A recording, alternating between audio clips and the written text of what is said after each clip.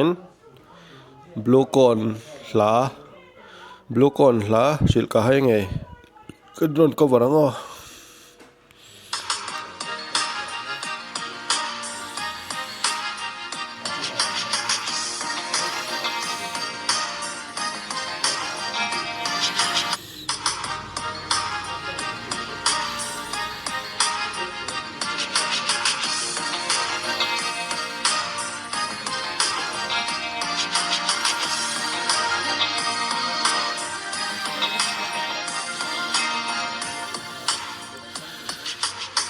dần khóa lâu lại thế răng truyền sẽ giấc mơ thôn mi rang xí lâu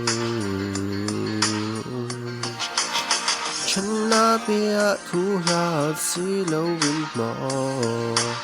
sắm măng min chân này hết tua thiam lâu ít đòn lung rung tiếng mến ngàn lá hình ngàn suy lùng ý hè lẹ chân nàn biết thương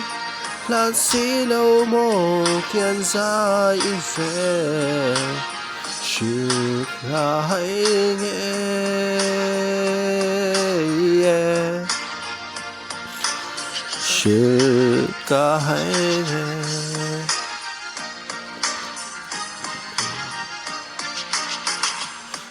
nó xí lâu mô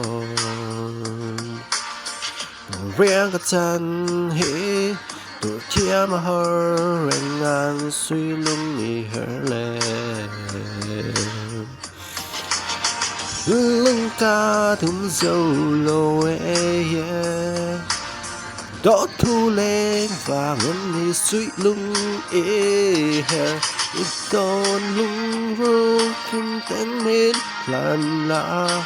em ngàn suy lung hè lẹ chân na biết thu là xí lâu mô kiên ra yêu phê chữ ca hãy nghe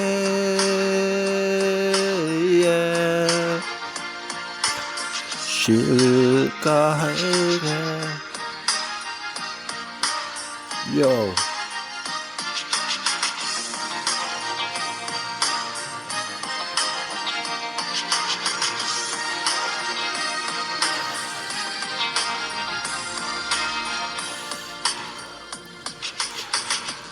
có vẻ xí lâu mò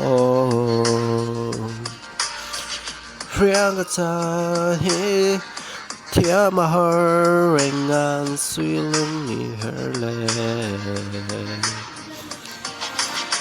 lưng ca thum dâu lo nghe đó thu lên và ngân đi suy lưng hè ít đòn lưng rung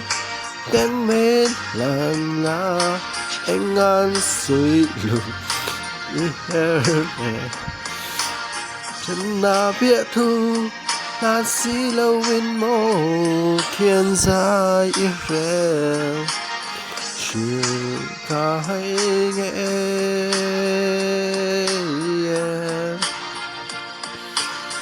chữ ca hãy nghe. Thank you. Blue corn Hrilh ka hai nge kan ko para